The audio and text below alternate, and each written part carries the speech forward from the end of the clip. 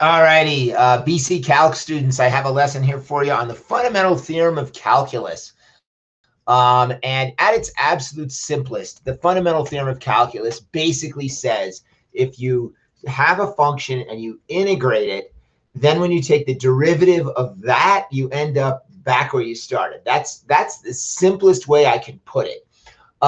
It gets messy when you start worrying about notation, and it gets another level messy when you start evaluating a function instead of at a particular value of x, like 7, or just at x, you evaluate it at somewhere like x squared. And then you have kind of a composition of functions to worry about.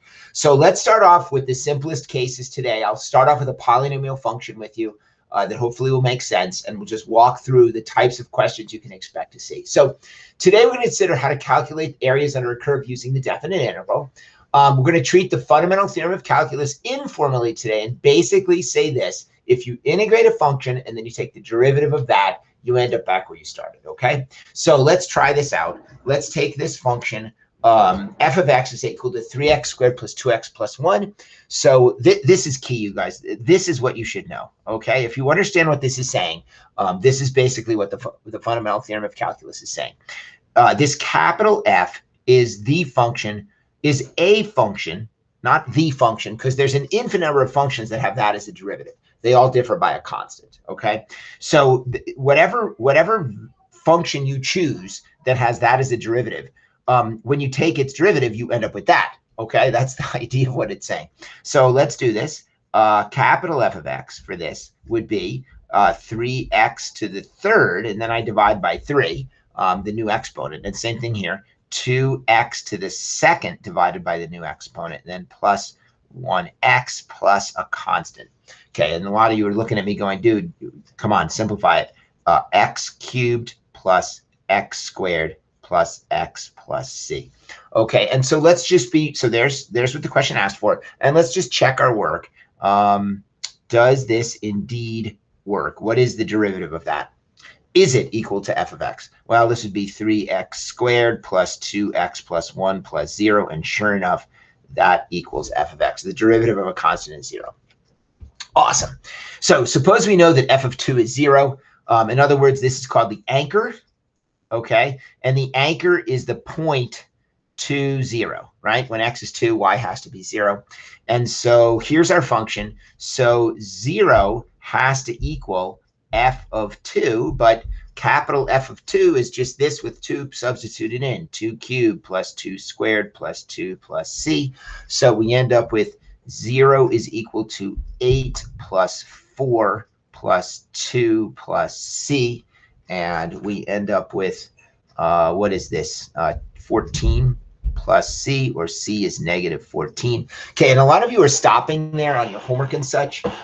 It doesn't say calculate c. It says find the specific equation of this function, or they will often say the particular equation. Okay, what exact equation is it that will give us this anchor point? And so you need to go back and rewrite capital F of x is equal to x cubed plus x squared plus x minus 14. And that is our antiderivative, okay? Okay, determine f prime of x, confirm you've gone full circle. Well, I already did that right here. Okay, and then it says to evaluate this function from 2 to 5.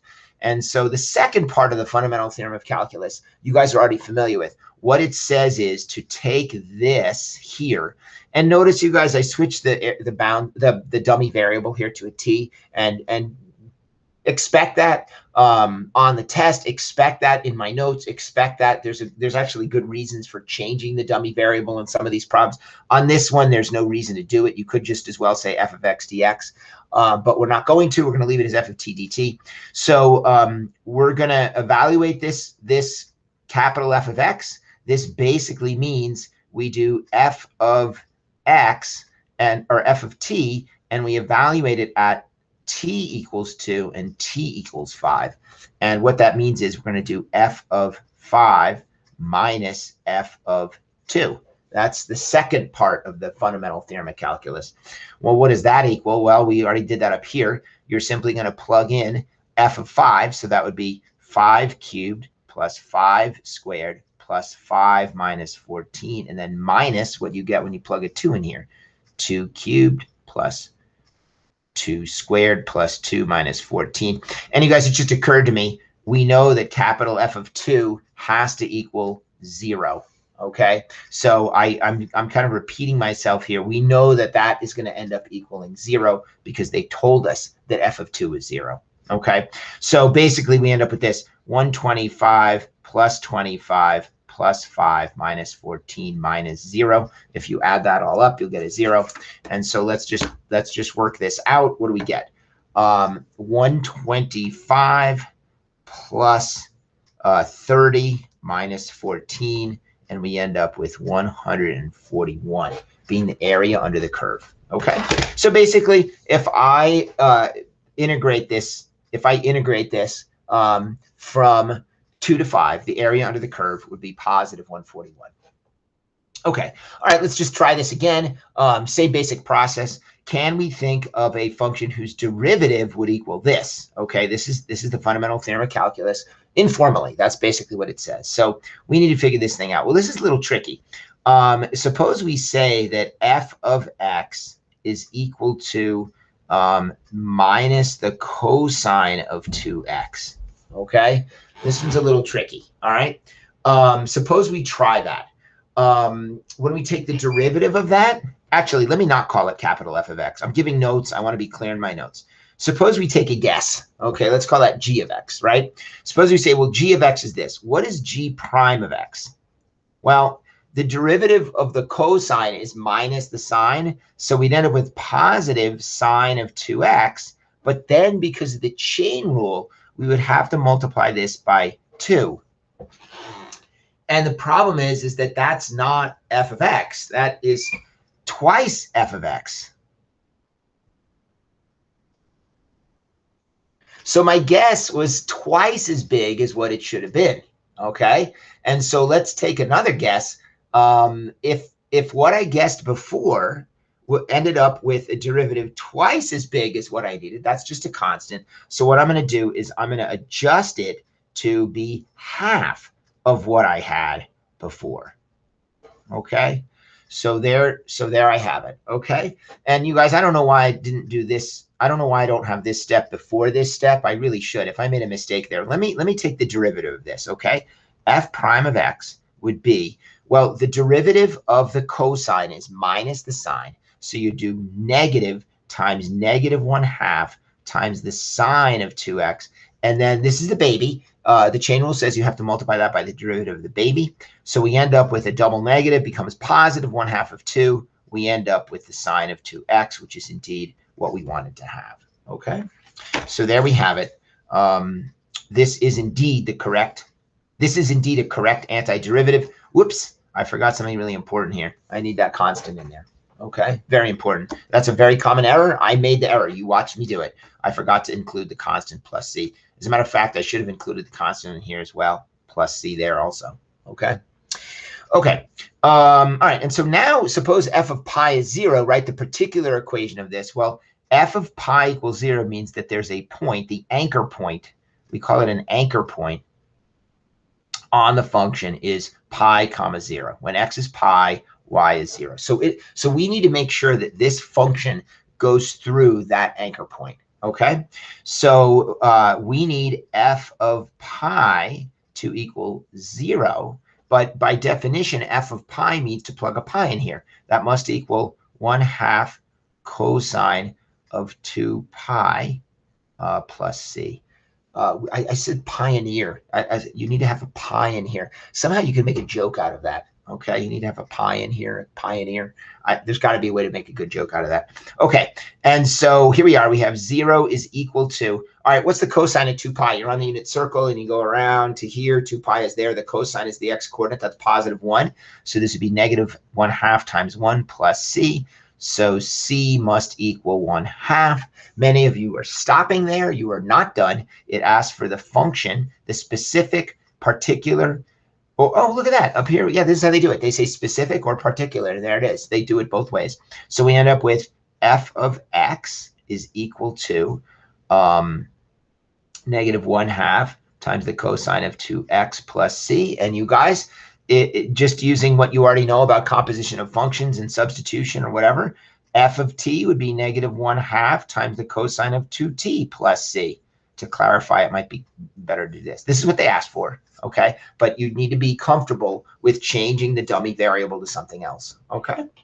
All right, I already did this. Okay, and then, so here we are. Check it out, you guys. They're having us do this. Suppose we define a function, y is the integral going from pi to x of f of t dt. So let's be really clear. If f of x is the sine of 2x, then f of t would be the sine of 2t. And we don't want to get intimidated by that and worried. I know you say to yourself, well, why do you have to do that? And the answer is, in this case, we're already using x to be the upper bound of integration. And so if we use x here, we're using x to mean two different things at once. We're saying x is the upper bound of integration, like 7, but then we're trying to change x to every value between pi and 7. And that doesn't work. You can't use the same variable in the same problem to mean two different numbers. So we don't do that. We simply change this to something different, okay? And so from the fundamental theorem of calculus, what this says is, well, if we think of a function f of t whose derivative is f of t, okay, if we can do that, then what's the derivative it wants to know? Well, by the fundamental theorem of calculus, y must be equal to capital F of x minus capital F of pi. That simply must be the case. That's what these bounds mean. Whatever the antiderivative of this is, we call that capital F of t, or f of x. Y must equal this. Evaluate that function here minus this here. So what's the derivative? Well, dy over dx is the derivative of this. By definition, that's capital F prime of x. And then this is a constant, okay? You're evaluating, no matter how complicated the function is, even if you need a calculator, if you evaluate it at a number, a constant pi, it's a constant. And the derivative of a constant is exactly, okay? So this is going to end up being, you're just subtracting 0 here, okay? And so another way I guess you could look at this is you could say, well, it's actually f prime of t times the derivative of pi with respect to x, but that's a constant, and that would be 0. So no matter how you slice it, you end up with a 0 there. And so we end up with basically dy over dx equaling f prime of x. But I've been asking you to write this and circle it every single time we see it. Capital F prime of x is simply f of x. So this would simply equal f of x. Well, what is f of x? Well, fortunately, I wrote it right there on my paper. And fortunately, they wrote it for us right here. They wrote f of x is sine of 2x. And so this would simply be the sine of 2x. So this is an example of a problem where the notation starts to get really complicated. But in the end, what ended up happening here is if we integrate this function and then take the derivative of that, we end up back at our original function that we had in the first place, okay? And that happens in this case because this was a constant and this was the variable x. We're going to look at more complicated problems later where it's not quite so simple. You have to apply the chain rule and so forth. But there we have it. There is our answer to this question, okay? All righty, guys. I will catch you at the next lesson, okay? Bye-bye.